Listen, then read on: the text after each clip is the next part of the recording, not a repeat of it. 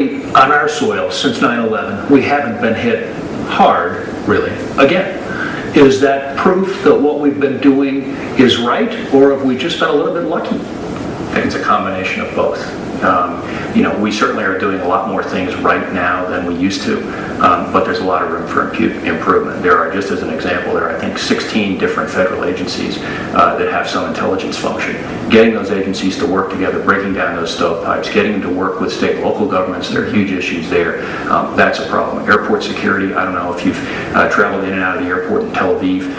I've spent a lot of time in Israel and throughout the Middle East, and I can tell you that they do security in a very, very different way than we do.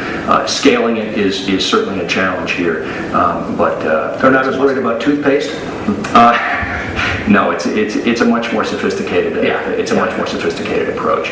So I think there's some things we're doing well, but there's a whole lot more that we can. There's a whole lot more that we can do. Our ports. What can we do better in terms of domestic security? Well, I will tell you, there's a big element to this. Having served at the National Security Agency, having worked as a member of the City Council, I've seen some gaps. And one of the gaps is information sharing, collaboration between federal agencies and local law enforcement. We need to ensure that more of our police officers and sheriffs have access to security clearances to work with the Joint Terrorism Task Force here in the metro area to more proactively police our community. If you guys remember, we picked up Mr. Zazi right here in Colorado. Thank God we got to him. But there still exist many gaps between local law enforcement and federal agencies. We have to close those gaps. And as a member of the City Council, I led an effort to bring CopLink to the community. And CopLink is an innovative technology, 21st century solution that empowers cops to have access to information faster. We need those same types of innovations to give our local law enforcement access to sensitive federal information. They really are at the front lines. That's right. Cities like Aurora, Arvada, you name it. Eric? I need to ask you too about the political news of the week. As we're taping this, Congressman Tancredo has called on Scott McGinnis to withdraw from the governor's race. I'd like to ask each of you if you would be comfortable being on a ticket led by Scott McGinnis as a gubernatorial candidate, and whether either of you, one of you is going to lose this race, this primary, whether either of you could imagine yourself stepping in as a gubernatorial candidate under these circumstances. Mike? You sure you don't want to answer this one first? No, listen. I've been pretty willing to speak out against Republican leaders when I thought it was appropriate. For example, Michael Steele, his comments on Afghanistan, which were actually directed at federal candidates.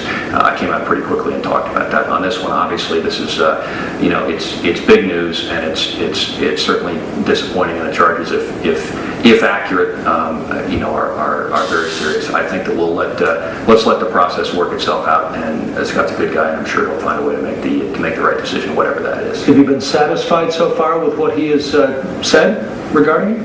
I've followed it some, but quite honestly, it has not been the first thing that I've read and that I've read every morning. I'm trying to stay abreast of. Oh, I know I am. I know I'm not quite a soap opera.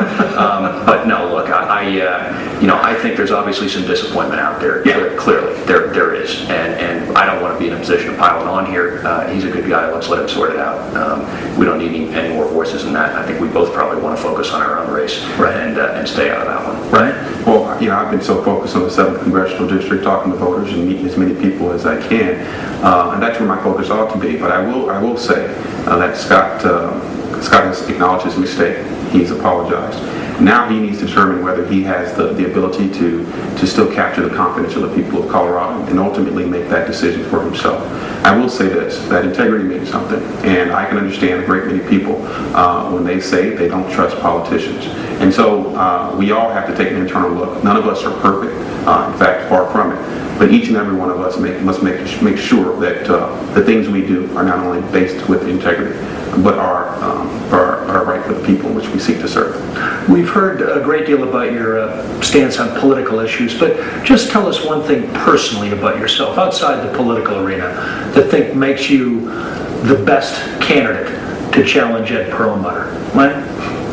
Oh gosh, again, I would focus on the fact that I really haven't done this before, but I have done a whole slew of other things out there, including I worked as a runner on the New York Commodities Exchange. I was a deckhand on the Mississippi River tugboat, and I've had the privilege of serving with people in the military all over the world, all different shapes and sizes and backgrounds, and it's been a pleasure and an honor, and I would just very much like to continue to serve.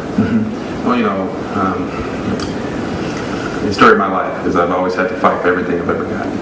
And whether it was a kid growing up in the streets of North Carolina with a mom who worked 2 jobs to provide for 3 boys, or whether it was trying to work my way through the Navy and try to do my part to serve our country, I think that fighting tenacity is what we need in the 7th Congressional District. Someone who's going to fight to be a voice for the people, to do right by the people, to actually represent them in Congress. And so I think that sets me apart. I like, you picked tenacity. And I guess I was looking maybe for one word as well, Lang, if you can. What is it about you? I think it's a fresh voice. It's a fresh, non-political voice. And I've certainly been shot at, and I'm not gonna shy away from a fight. All right. We're going to go to final statements, I believe. Ryan, let's start with you. Well, thank you for the opportunity to be here and to let your viewers hear from we 2 candidates. I think you have a great slate of candidates that will both be formidable against Congressman Ed Perlmutter. I'm running because I think we owe our children a better America. Because I think that we need a Washington that's in touch with those of us here in Colorado. I'd like to put forth new voices, new solutions, new ideas to the challenges we face with respect to health care, legal immigration, growing our economy, and reining the debt situation. But I need your help. I just want to ask for your vote. God willing, together we can do better, and we can leave our children a better America. Thank you. You, sir. Well, thanks very much. Again, thank you for the opportunity to be here. When I was in Iraq a few years ago, one of the guys that I commanded got shot and got pretty badly hurt. And coming out of surgery, his sentiment expressed to me was that he wanted to make sure he got back to his guys rather than going home. And I'm very, very humbled to have had the privilege of serving with people like that. And it makes me very hopeful for what America can be. But it also makes me a little bit angry when I contrast it with what we see in Washington and a career politicians who have essentially been putting their interests ahead of our own. But I think that I would like to go to Washington. I'd like to go to Washington and take on the big challenges and do the hard work.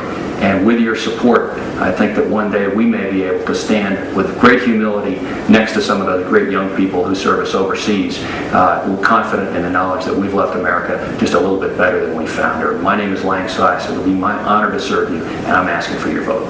Gentlemen, thanks very much. And Eric, I think you would agree that we got some jabs in, but in general, it was respectful and informative. Very well done, both of you. Gentlemen, thanks very much. That is all the time we have, everyone, for this episode of Colorado Decides. As always, want to thank our candidates this time around, Ryan Frazier and Lang Sias, and my fellow panelist, Eric Sonderman, for joining us. If you'd like to find out more information about this race or any of the other races coming up on that August primary ballot, please visit our websites, cpt12.org or cbs4denver.com. I can always spit that one out. Also, stay tuned for coverage of this issue and all the primary election races every day on CBS 4 News. Be sure to tune in next Friday at 9 p.m. when Colorado Decides hosts the 2 candidates running in the Republican primary for the U.S. Senate, Jay Norton and Ken Buck. Until then, I'm Jim Benneman. Thanks for watching, and whenever you can, learn more about the issues.